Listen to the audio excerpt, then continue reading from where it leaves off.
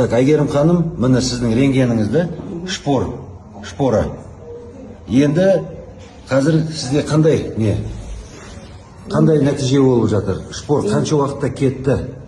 Менде шпора болды, екінші степен артроз болды, артрит болды. Жүре алмай қалған кезім болды, сол үшін мен жұмысты да қойдым.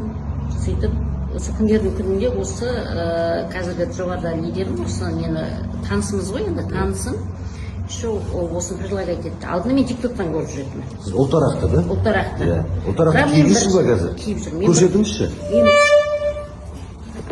Мына ұлтарақты киіп жүрсіз, да? Оны киіп жүрмін, ұлтарақ. Так, тамаша. Мен ұлтарақты киген екен, уже үшінші күн жүрдім ғой.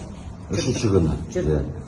Сөйтіп, бірінші Аллаға, екінші осы ұлтарақ предлагать еткен адамға рахмет, Алла разы болсын деп, содан ақырында кіріп кеттім ғой, осы партнер болып кеттім. Партнер болдыңыз, да? Партнер болдым.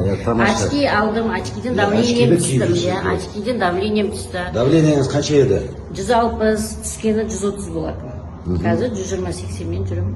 Тамаша. Одан басқа тағы қандай өнім алдыңыз компанияның? Активатор алдым, розовка үшін. Розовка енді асқазанына. Енді сіз жаңа айтып отырсыз, варикоз кетті деп. Варикоз, көрсетесіз ба аяғыңызды? Қазір варикоз қай жерде болды? Мына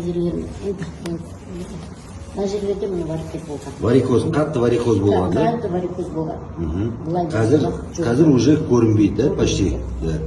Аяғымыз кеткен. Отектардың бәрі кетті. Кетті. Аяқ киім-шақ кимейді вообще, осы аяқ киім-шақ. Именно осы аяқ киім-шақ кимейді. Енді тамаша нәтиже.